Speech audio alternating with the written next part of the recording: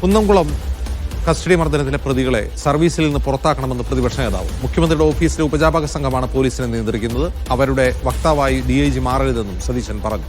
ഉദ്യോഗസ്ഥരെ സംരക്ഷിക്കാൻ ശ്രമം നടന്നെന്നും ഒരു സ്റ്റേഷനിൽ ഇത് ആവർത്തിക്കരുതെന്നും രമേശ് ചെന്നിത്തല പ്രതികരിച്ചു. കേരളം ഞെട്ടിക്കുന്ന ഒരു കസ്റ്റഡിയിൽ നടക്കുന്ന ഒരു പീഡനമാണ് നടന്നിരിക്കുന്നത്. അടിയന്തരമായി ഇതുമായി ബന്ധപ്പെട്ട് നടപടികൾ സ്വീകരിക്കണം എന്ന് ഞങ്ങൾ ആവശ്യപ്പെടുന്നു. അടിയന്തരമായി ഇവരെ സർവീസിൽ നിന്ന് പുറത്താക്കണം എന്നാണ് ഞങ്ങളുടെ ഡിമാൻഡ്. സർവീസിൽ നിന്ന് പുറത്താക്കണം. അത് തയ്യാറായില്ലെങ്കിൽ ഞങ്ങൾ അത് വളരെ ഗൗരവത്തോടു ഞാൻ പറയുന്നില്ല ഇപ്പോൾ എന്താ ചെയ്യാൻ പോകുന്നത്, ഏത് എക്സ്ട്രീമിലേക്കും പോകും. ഇന്നലെ അവിടുത്തെ DIG ഈ സംഭവം വന്നതിന് ശേഷം പുറത്തു പറഞ്ഞത് അത് ഞങ്ങൾക്ക് സ്വീകാര്യമല്ല.